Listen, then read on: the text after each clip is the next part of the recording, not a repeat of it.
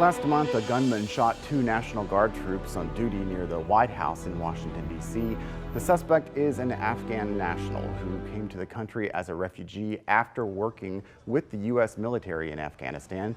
The deadly attack led the Trump administration to take steps to increase security and vetting protocols, freezing asylum cases for anyone from Afghanistan. For now, that includes people who helped the United States during the war.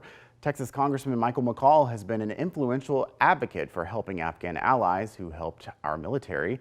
Our Dylan McKim spoke with the congressman to get his perspective on what's happening now.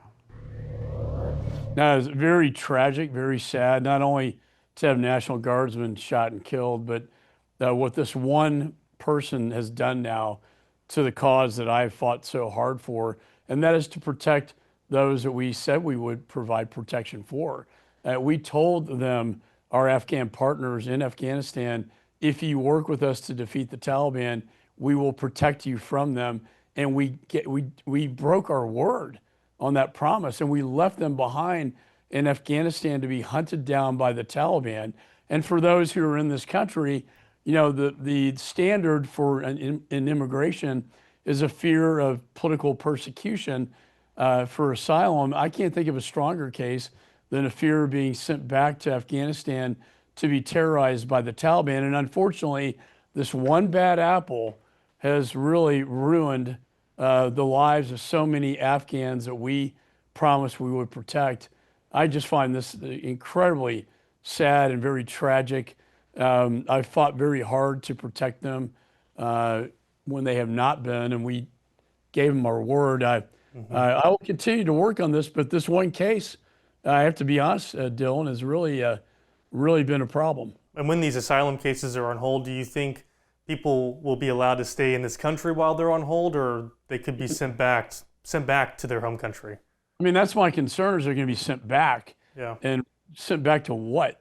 Sent back to persecution from the Taliban. We know that the current Afghan partners who worked with our CIA, worked with our military, who are still in Afghanistan, the Taliban has gotten the biometrics that we left behind, and they go door to door to check fingerprints.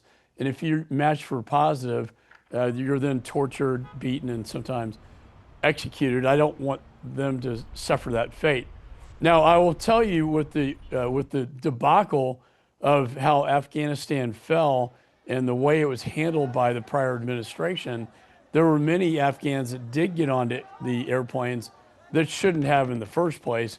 And that's because of the chaos that we saw at the HKIA airport and the tragic days that towards the end, and especially the suicide bomber that killed 13 servicemen and women. They came out of Bagram Air Base. He was an ISIS-K affiliate who was released out of Bagram. Unfortunately, our own State Department was complicit with that. Do you know if those Afghans that should not have been on those planes but were able to get on in the chaos, do you know if we've been able to track those people down and actually expel them from the country? Yes. We have. Most of them have been vetted. There is a vetting process, and most of them that shouldn't have been on the planes have been vetted, and they have been returned. Some under these asylum claims, they call them P1, P2, are still being vetted. Now, this one individual who shot the guardsman had been vetted, but something must have snapped with him. He did not have a special immigrant visa, which is important to note. But I think something must have happened. Maybe he was upset he didn't get his visa to stay. I don't know. Is there any way we can get back from this? I mean, is there any work that you can do to speak with the Trump administration to ensure that, you know, the families or the people who are here that did help and do have fear of being killed if they get back to their home country? I mean, is there anything you can do on your end or your colleagues in the Congress? Well, I did authorize out of our committee, my committee, the Foreign Affairs Committee, authorization of what's called the CARE office. That's the office in charge of basically, getting these what they call special immigrant visa holders out of Afghanistan and out of harm's way. I hope that authorization will still pass the Congress so we can help them. But we're going to have to re-examine the whole program in light of this shooting that took place. And I know the Trump administration has put hold on all these cases. And again, it's the one bad apple ruining, the whole bunch. It's a bad precedent, very unfortunate and very tragic, in my opinion.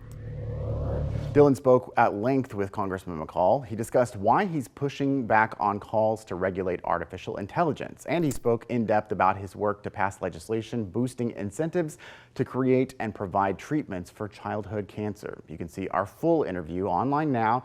Look for the clip in this week's State of Texas story. A new state law is helping families grieve. When a baby's life ends too soon, every minute counts for parents saying hello and goodbye all at once. If I only have this couple hours with you, how do I let you know how much you mean to me? How one mother's loss is helping others hold on to precious time when the unimaginable happens.